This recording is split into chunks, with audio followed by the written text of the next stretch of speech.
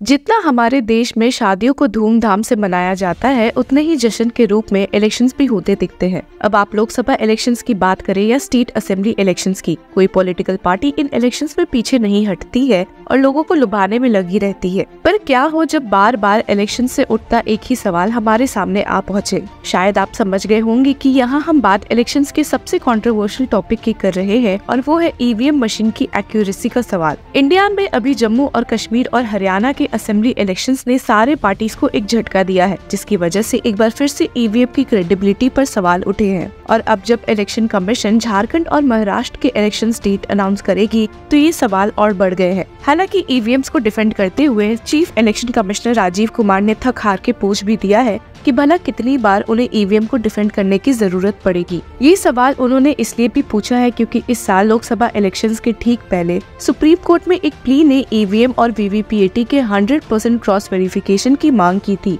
और जिससे देश की टॉप कोर्ट ने साफ मना कर दिया था। आपको याद दिला दी कि ये फैसला supreme court bench of justice Sanjeev Khanna और जस्टिस दीपांकर दत्ता दिया था, जिनको इस फैसले के बाद काफी बैकलैश का भी सामना करना पड़ा था। लेकिन अब जो चीफ इलेक्शन कमिश्नर ने वापस से ईवीएम की सफाई दी है और कौन सी important features of the machine discuss किया है, उसके पहले समझ लेते हैं कि आखिर उन्हें ये सफाई देनी क्यों पड़ी है। मसले की शुरुआत होती है दो इम्पोर्टेंट प्लेसेस में इलेक्शन होने से। करीबन 5 साल के बाद जो जम्मू और कश्मीर की प्रेसिडेंट्स रूल रिवोक हुई है, तो वहाँ इलेक्शंस ने लोगों में एक जान भर दी है। पर ruling party in the centre के वहाँ नहीं जीतने से माहौल काफी तनाव भरा है। अब जहां जम्मू और कश्मीर में अपनी जीत से कांग्रेस तो काफी खुश नजर आई है, वहीं वे हरियाणा असेंबली इलेक्शंस में अपनी हार से चौंक गई है। और हमने कई बार ऐसे देखा भी है कि कैसे लूजिंग पार्टी हमेशा घूम फिर के ईवीएम को ही ब्लेम करते हैं। तो इस केस में भी कुछ ऐसा ही देखने को मिला, जब Congress leader such as Pawan Khera तक ने कह दिया कि कई जगह EVM with different battery strength use किया गया था, जिसकी वजह से गलत रिजल्ट्स रिफ्लेक्ट हुए थे। अब आए दिन ऐसे ईवीएम पर सवाल उठने से और कोई तो नहीं, पर chief election commissioner Rajiv Kumar सबसे परेशान दिखे हैं। और इन एलिगेशंस के खिलाफ अपना आपा खोते हुए उन्होंने कह भी दिया कि भला वे ईवीएम से जुड़े रूमर्स को कितनी बार एड्रेस करेंगे एंड स्टेटेड, कितना दिखाएंगे और कौन दिखाता है इतना बताइए। कोई एक प्रोसेस कंपैरेटिव बताइए पूरी कंट्री में जहां पब्लिक डिस्क्लोजर पार्टिसिपेशन इतना अधिक हो, कोई एक बताइए। मतलब कितनी बार हम सफाई देंगे। अब जहाँ चीफ इलेक्शन कमिश्नर इस न्यू बैटरी स्ट्रेंथ के पॉइंट से भड़के हुए दिखे थे, पर उन्होंने फिर भी इसके बारे में बताया कि ईवीएम्स एक फुल प्रूफ मेथड है and stated. EVM has a single-use battery which can be used for 5 to 7 days. It's like a calculator battery. We have made a provision. It is initially marked as 99% and charged. It can differ based on the difference of voltage. When it drops to 5.8%, it gives a signal that it is about to die. जिसके साथ ही उन्होंने add किया कि EVMs में battery पहले से नहीं लगी रहती है और उसी दिन लगती है जब इन मशीन्स को कमीशन किया जाता है। EVMs कनेक्टेड नहीं है और हैक नहीं हो सकते को थोड़ा और क्लैरिफाई करते हुए चीफ इलेक्शन कमिश्नर ने कहा कि I have explained it many times. It will take time, but let me explain again. Before 5 to 6 months of polls checking begins, at every step of EVM process, political parties or their agents are present. We put in a new battery and after sealing there are signatures of the agent. There's a 3-layer of security including CAPF and observers. The process is videographed. The EVM numbers are also shared. When polls are over, even then we take signatures. How much more can we show? On counting day, it goes inside barricading. There's a provision for objecting to any of this at any stage which has not happened.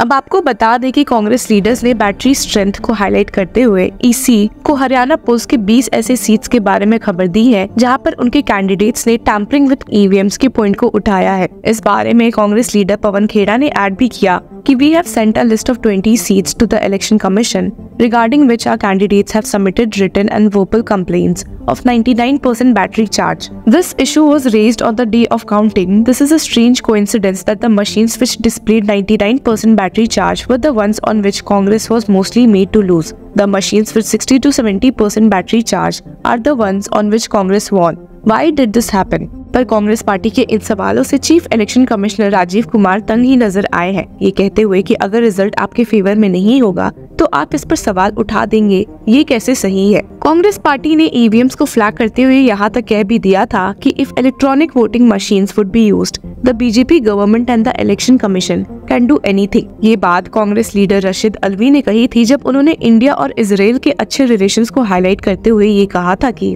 In Maharashtra the opposition should put pressure to insist on voting by paper ballot and not EVMs. Otherwise in Maharashtra BJP government and EC can do anything. If Israel can kill people by use of pages and walkie talkies, then where does EVM stand? The PM has very good relations with Israel. Israel is an expert in such things. जहां इन allegations को ना ही BJP और ना ही election commission ने address किया है, वही आपको बता दें कि एक आखिरी बार बहुत डिटेल में सफाई इलेक्शन कमीशन ने सुप्रीम कोर्ट में जस्टिस संजीव खन्ना और जस्टिस दीपांकर दत्ता के सामने दी थी, जहां पिटिशनर्स को डिसअपॉइंट और एक बड़ा झटका देते हुए जस्टिस संजीव खन्ना ने अपने ऑर्डर में स्टेट किया था कि the prayers for reverting to ballot paper voting, complete EVM VVPAT verification, giving VVPAT slips to voters to put them in the ballot box have been rejected. We have rejected all of them after referring to the protocol in place, technical aspects and data which is on record. ये सुनकर जहां petitioners काफी disappoint हुए, वहीं supreme court bench ने एक interesting turn off event में ECI को कुछ डायरेक्शंस दिए थे